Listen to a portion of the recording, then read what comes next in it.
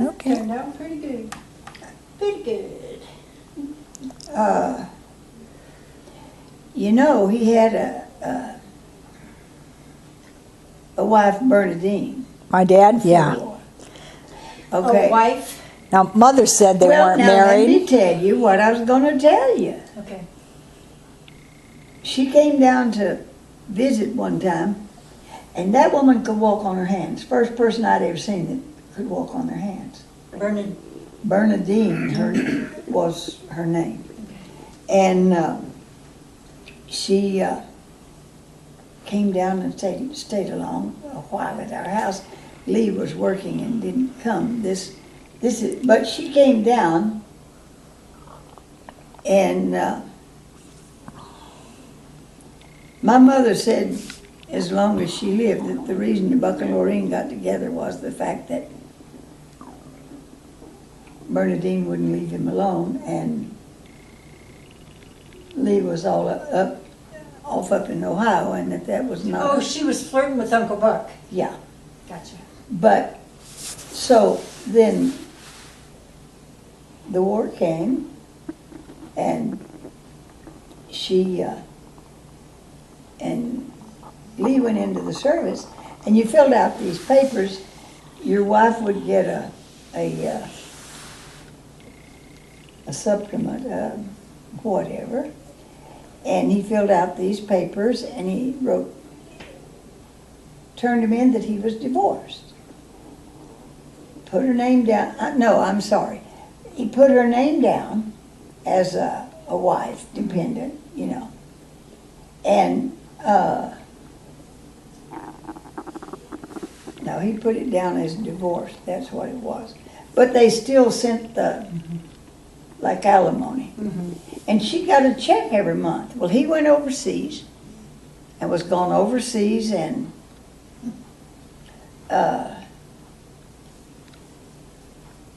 Lee had a girlfriend that just casual in the same apartment complex or something, just casual, that when he went overseas, he had her to collect his mail, okay?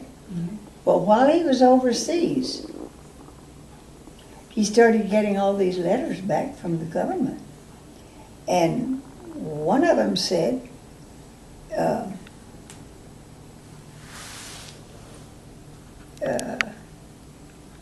anyway, she stacked them up to save them for him, okay?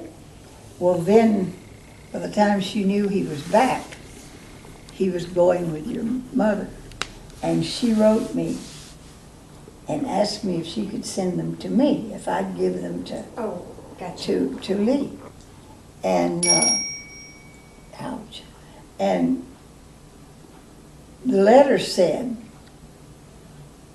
we're returning these checks because we can find no record of your divorce. And then it said, we can find no record of your marriage. Oh, so he got the checks? So he bought his first car. Actually, I kept them till he got home, and he bought his first car With those checks? with those checks. It was about $800, and that was a good price for a car at the time.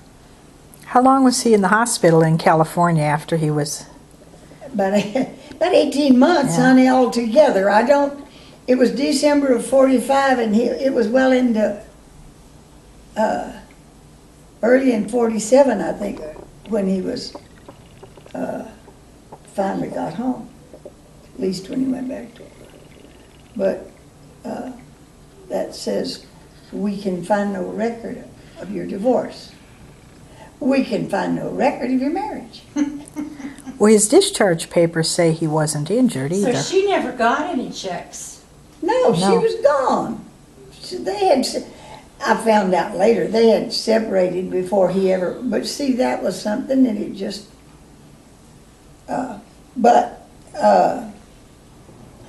no, but now, you said, you're the one sent me the copy that came home that tells about all his Yeah, his Silver discharge Star paper. and stuff. Well, yeah, and I still have them. I have them at home. But it says injury, and they marked no. But he was discharged from a hospital. Because he was injured, you said, in the Battle of the Bulge, correct? But they didn't know he was injured. They didn't consider that injury. That was not a battle injury. The shot in the hip, the reason he was shot in the hip, it's what he told me.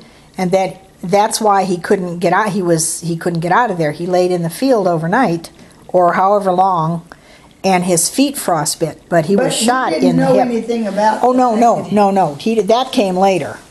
But yeah, when they took it out, When they took it out. he did not know that he had any. He said, and none of them. He said he just looked and he had some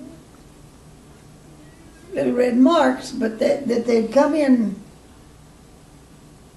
enough to nick him, but never cut him. And then when they operated on him, evidently they had gone through with such force that and you have to understand it with he didn't take the coat off or anything. That they went on through and he didn't even know he had been With shrapnel. the shrapnel. But his feet would have been ruined anyway, because he said he had to splash the water to keep it from freezing. And I've forgotten how many days they were there. Do you remember when he had the abdominal surgery and they found that? No. That was a couple years after. It was. Oh, it The was war. after. Way it was after the war. Pee Wee was born, I think. Yep. And he kept having trouble with it. Of course, he was still drinking. Mm-hmm. And he kept having trouble, and he thought it was after Pee Wee was born, because when he had that surgery, he didn't drink anymore. And Pee Wee was a big kid, because Doris tells the story about the time she went in there and he was thought he was in the bathroom and he was over Pee Wee's crib. Oh. And Oh. well, it didn't happen, but he was ready to, she said. Mm-hmm. Now, I was always told I was 2 when he quit drinking. I don't know. Well, that's Al would have been about it was 5. when he had the surgery. Yep. Because they told him I was 6, when he quit drinking. Yeah. best of my recollection. Then I wouldn't have Well, been. that's when he had the surgery. And he said, I wouldn't have been born yet then. So They told him- timing is not important. they told him that he could not drink. That he was going to have to quit drinking so much, or that the drinking was going to be detrimental. They told him he couldn't drink until he got the colostomy off anyway. But, He so, had a colostomy way back then. from the surgery, it was 6 or 8 weeks before they put it back. Okay, because I remember a colostomy. Mm-hmm. A They took little out bit a- older. They took about 8 or 10 inches of his Right. intestines, and he showed me the report, because your mother was saying, oh, him and the Hamilton rot gut and blah blah blah, but he didn't have Crohn's. What Correct. he had the colostomy from. But he had a colostomy again when I was a teenager. Well, when did he quit drinking? I don't remember that. Oh no, that I may have that mixed up with Uncle Buck. no. I think you might, because I don't remember that. No. He had a mesh put in. But that was before. That was. But that's what I'm trying to say. But that was not late. That was also from shrapnel. He had so many surgeries. They had done so much that they put the mesh in there, because otherwise he would have been one hernia.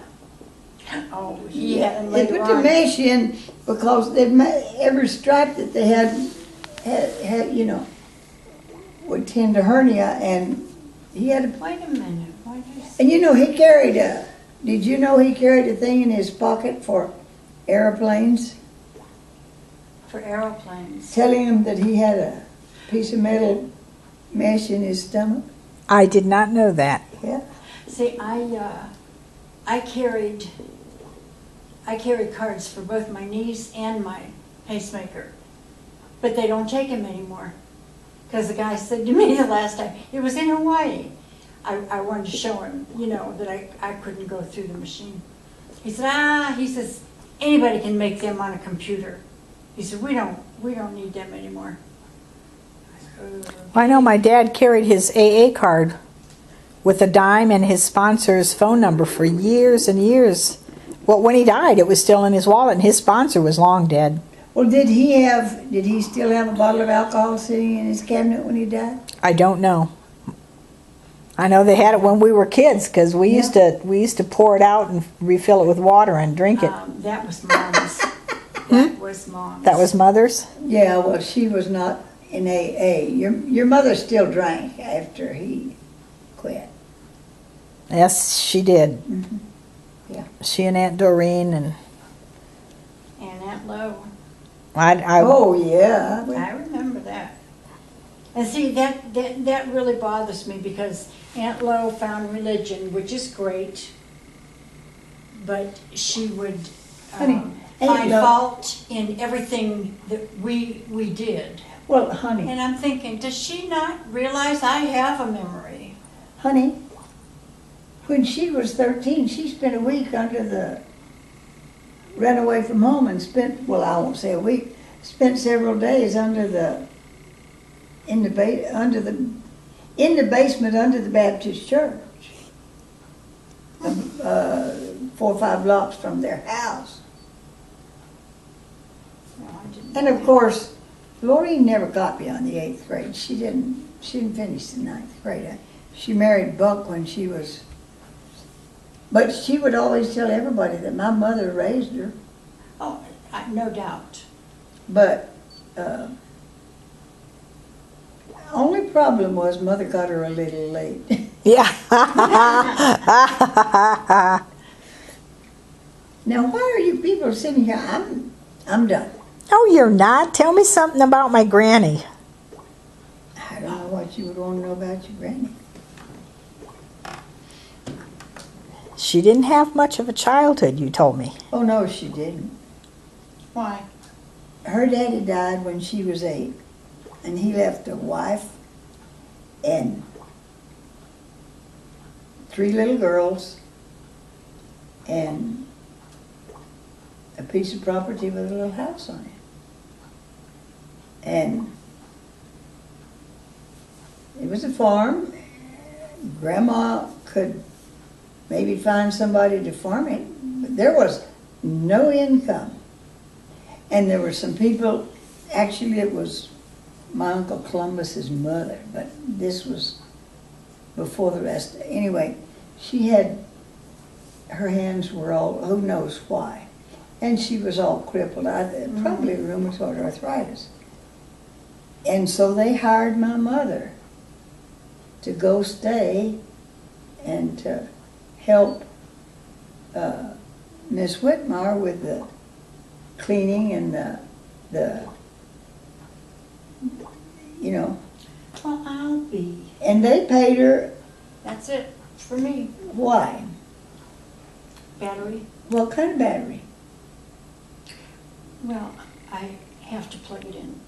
Well, yours is a plug. But that's okay, because I'll send you copies. Okay. Her, Oh, okay. her,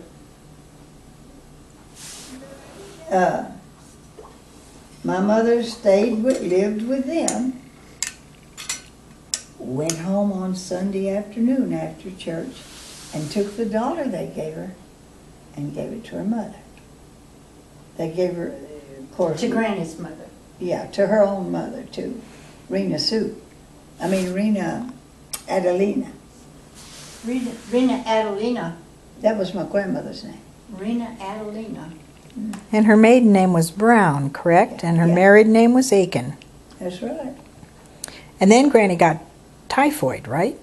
Granny had Granny Granny did? got, my mother, when she was 15 or 16, had typhoid. And, yeah, but by that time, Miss Whitmire was, but she might have still been gone. I don't, now that part of it, I'm not sure. But it was the part about the braid that, Yeah. You know, my mother's hair had never been cut. And in those days, if you had typhoid, they cut your hair off because it came out with the disease anyway, with the fever. And so they would cut your hair off short, you know. And she cut such a fit about it that they cut the braid off and hung it up in the door frame so she could see it when she was, but of course, you know, that stuff had high fever. Well, of course, all the rest of it came out, you know. Her hair? Yeah, with diphtheria, I mean, with typhoid, the fever I've never. caused the hair to fall out. No. Well, you all don't know about fevers. You're right. Well, I know about fevers. No, but I'm talking about typhoid Oh, you're right. and diphtheria and whooping cough and red measles and, Now, we had measles. yeah, you If didn't they ever were know. red. My kids all had measles, whooping cough, chicken pox, Uh-huh. and the 3-day measles and the 8-day measles. now Granny was a midwife. Yeah, In the this is mountains. what I was going to tell you. But my 2 aunts only got the 6th grades because you had to pay for anything more than 6 grades in those days. Oh, And my Aunt Ethel, the younger one, always resented the fact that those people that Mother stayed with, the Whitmires, they paid for 2 years of normal school for Mother beyond the 6th grade. oh. And in that 2-year period, one of the things they taught them was to be a midwife. And my mother probably delivered, I think she told me once, maybe about 600, 700. She really didn't know how many she delivered, but she delivered over half of her grandchildren that lived in that area. How about that? One time, when Ruthie was born, she was up at Buck and Lorene's and the cabin up there, and she'd gone up about 5 or 6 in the morning. Buck had come and gotten her and had brought Linda down to us, and it was just Daddy and I and Linda. Of course, Linda was little, and got to be 8, probably not even that much, because Daddy was used to eating at 5, 6 in the morning. But it was already daylight. And Daddy's sitting there and he said, Budge. Butch. Budge. My daddy called me Budge. Oh, Budge. Budge, if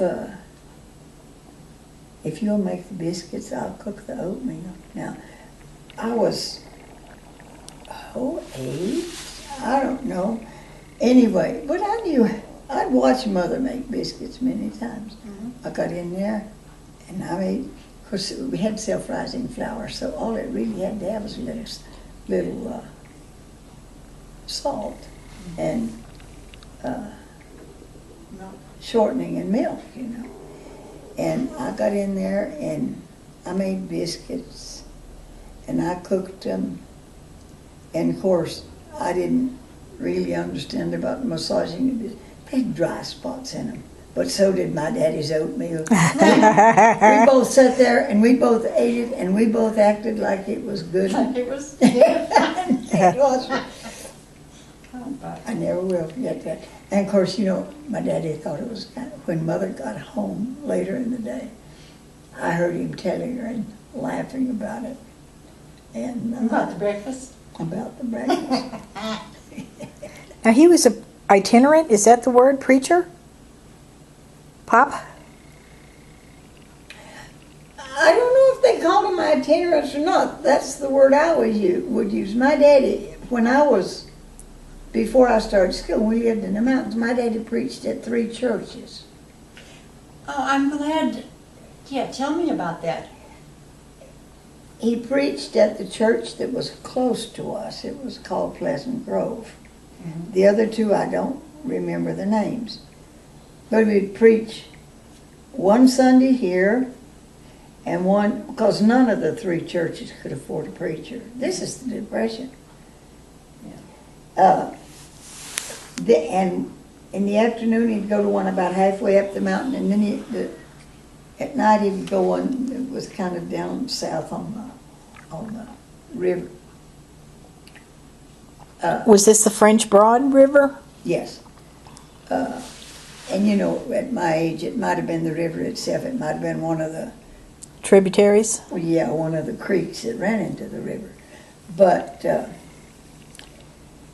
and so if you had Sunday service in the morning here, you had afternoon service here, and then they rotated. Next week you'd have afternoon service and so forth. Well, when we went up to the one on the mountain, now you have to understand, we were living across our property went the Tennessee River Authority line to take electricity to Asheville, and we didn't have electric lights. But what I was going to say, I can remember when Daddy went up the mountain at night, I'd go with him. He liked to have somebody to go with him, or maybe I just liked to go.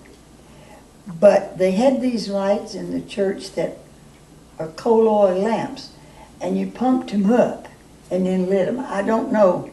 And they made noise.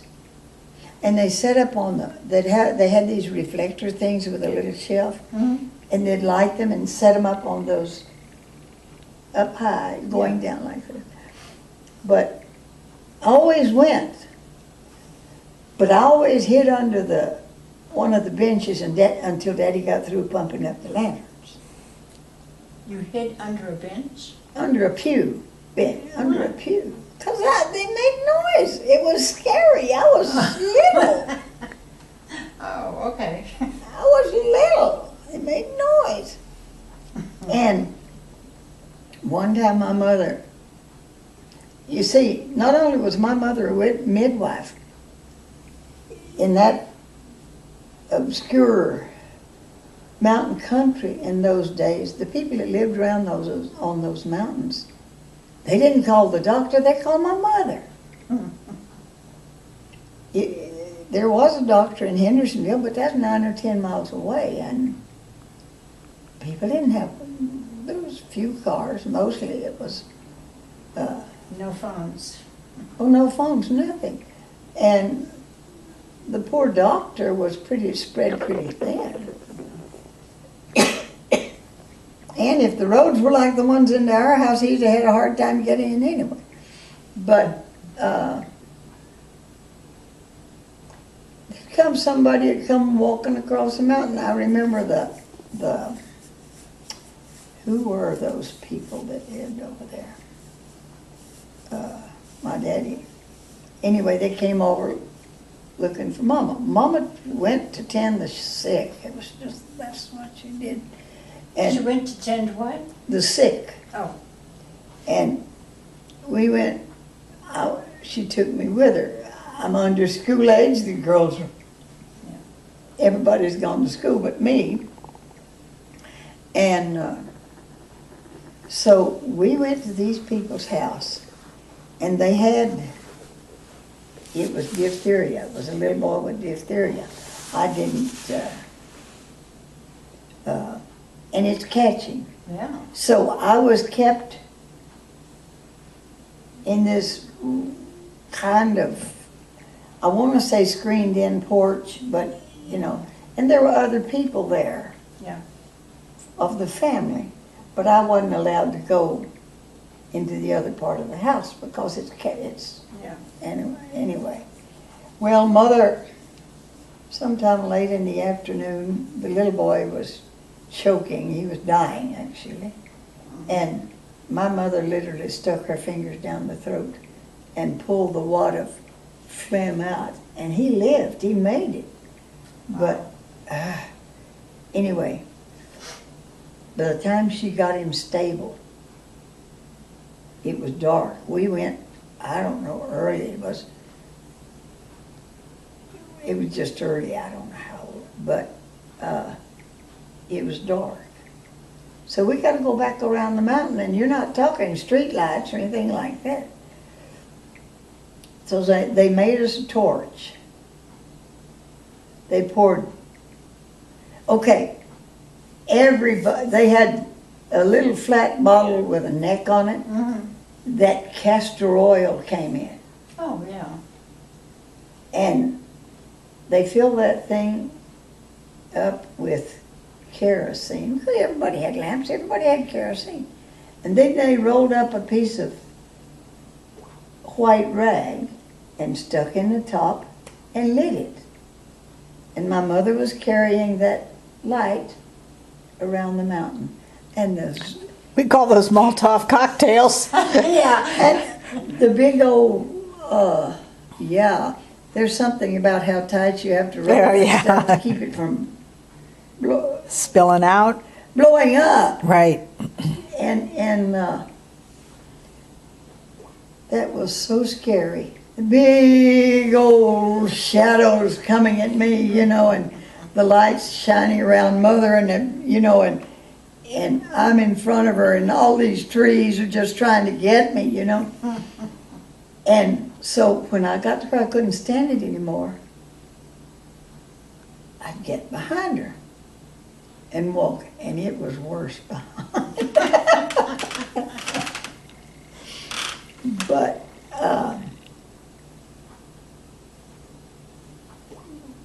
that's just the way it was. You know, it was woods, and it was trail, and it was lumpy. You couldn't walk it in the dark. You just couldn't walk it in the dark. So they made her a torch, and I can still see my own shadow where Mother was carrying it. My own shadow out there, you know. Now, what order were her kids born in? Was Bill the oldest? Bill was born in 1912. They married in 1910. Bill was born in 1912. Nana was born in 14. Dad was born in 15. Well, Nana was born, well, maybe, okay, I said 12. Maybe Bill was born in 11, because they got married in 10. Mm-hmm. And then it was every 2 years then until I came along. And there's 4 years between Viola and I.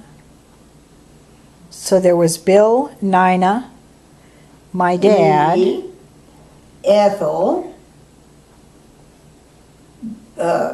Buck, Rena Sue, Mary, Viola, and myself. 9 of us. So how old was my dad when you were born? He was about grown, wasn't he? Oh, he was, yeah, he didn't, are you kidding? Bill was married and had a child a year before I was born. That's right, I forgot. Well, how old was Nina when she died?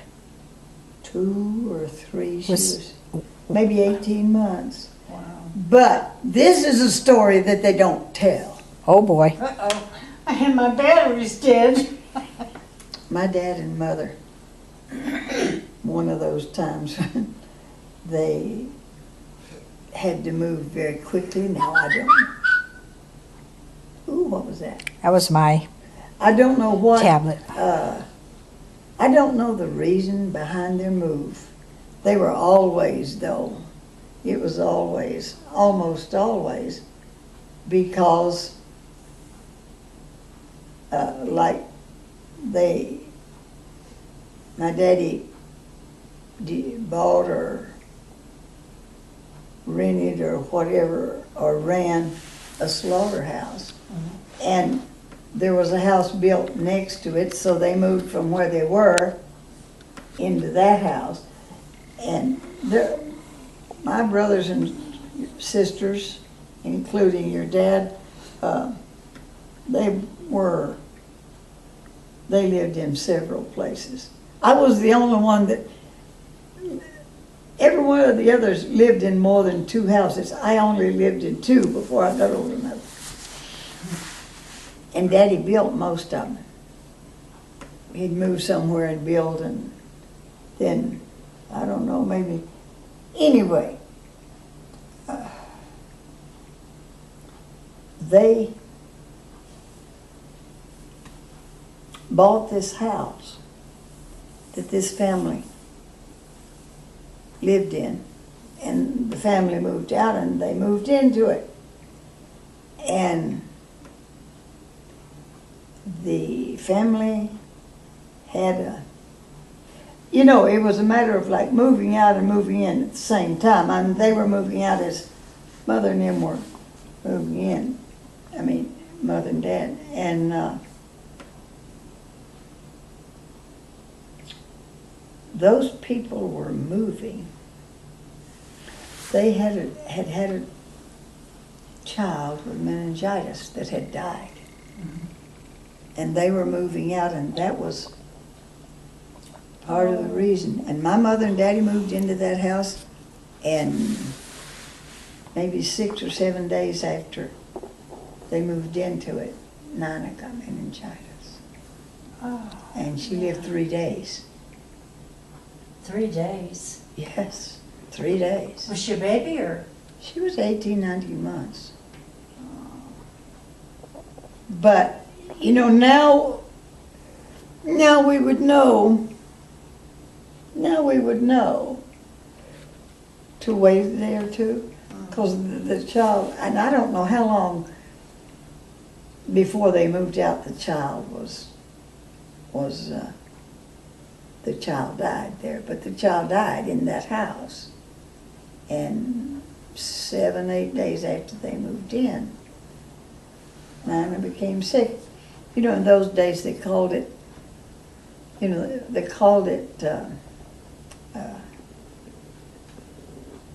spinal meningitis, but it was meningitis any way you look at it. She lived 3 days. Meningitis is a quick killer if you don't have something to do for it. I had the septic meningitis, which is a form of polio. Well, this, But I remember seeing little people crawling up on the. well, the fever will do that. Fever will do that. Yeah. But they were crawling up the curtains. That's fever, man. I've had fever in my days. But anyhow, my mother never talked about it much. My mother was not. My mother would find it hard to put a direct blame on anybody. But then, oh yeah, well, my mother said that, they were still young in the marriage and everything. She said she had never, Nina died, and Mother had never taken her to church. Of course, Mother had, there wasn't a convenient church where they lived, and you had to walk to it wherever it was. Yeah. And she had, but my mother said that she was really that it really hurt her that she had not taken Nina to church. She says, and I promised my good Lord that my other children would go to church every Sunday that they could until they were big enough to decide for themselves whether they wanted to go or not. Well, my dad made a similar commitment. Mm-hmm. Only, the only part that he didn't use was until they were old enough to make up their minds. And as long as we lived in Dad's house, we went to church, Well, you know, that's, but it didn't kill us. oh, no. He said the Lord gives you 24 hours a day, 7 days a week. You can give him 1 hour on Sunday.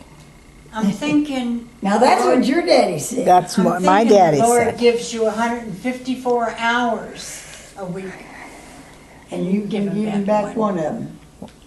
I just remembered the Yeah, days and the hours a day, days a week, you know. that's, well, you know, and that was something, because I bet your mother hadn't been to church 6 times before she married. And when he was so sick in 1960, Now, that's when he made that commitment. he told Granny, 57. What did you tell Granny? 1960, February 25th, he flatlined. I was in the Oh. 4th grade, and they brought him back. I've got his, I should have brought it to you. And I read it at Cleveland Clinic. He and I was 15. Well, anyway, he told Granny, he says, Granny, I'm going to see Pop. Pop had died in 59. He said, I'm going to see Pop, and I want you to see to it that my kids get to church. And she says, you're going to see to it yourself. And she was right, and he did. And he never backed down, Never backed down. No, he did not. not an inch. Nope.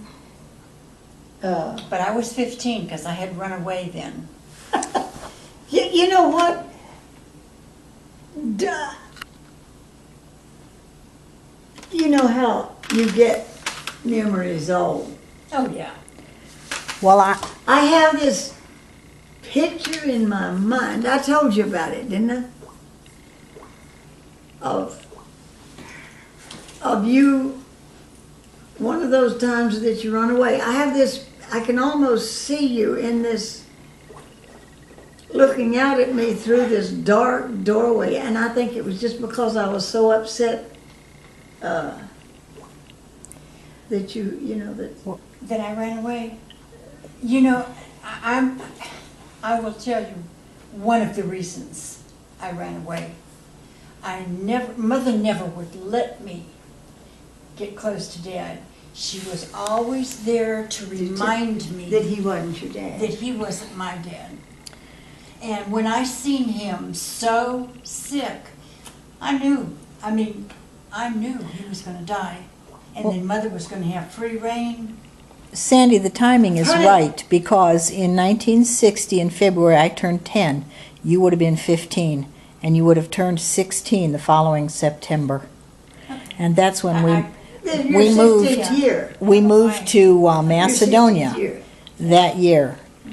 And that But, that first winter. But I just couldn't stand the fact of her having total control over us children. She had total control of us when Dad was there. But if Dad was out of the picture, she would have been mean as a snake 24 hours a day. See, when Dad was there, she never acted like that. but that's,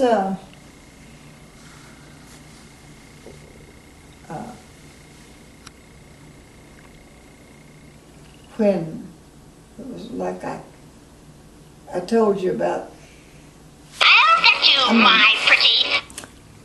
about her and Paul, and when Paul would go to try to say his prayer, she'd do the Ali Baba thing.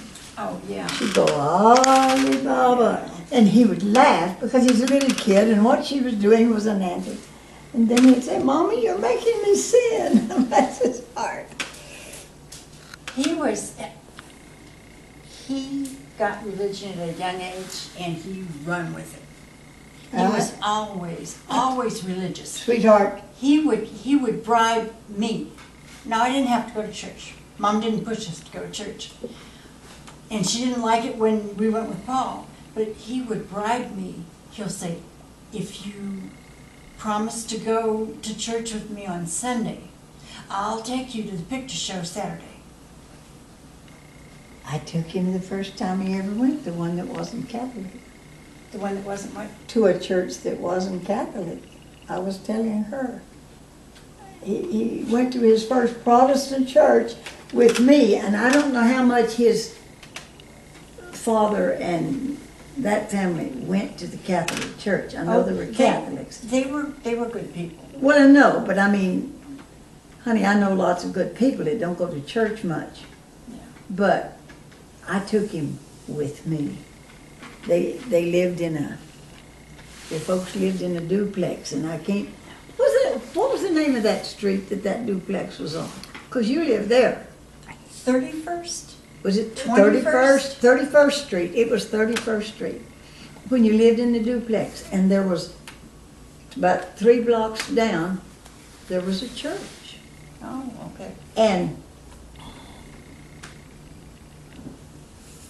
you know, I keep thinking, I'm sure Doris let me take him. I wouldn't have taken him without. She might not have argued with you. She might not have argued with you. I remember my sister used to take me, and one day she told me, in my Father's house are many mansions. And then she finished the verse, if I go and prepare a place for you. She said, now, every time you pray, he will put a brick in that mansion. So if you pray a lot, you'll have a big house. And if you don't pray much, you won't have much of a house. Isn't that strange? And I don't remember that. And I just prayed my little heart out because I wanted a big house.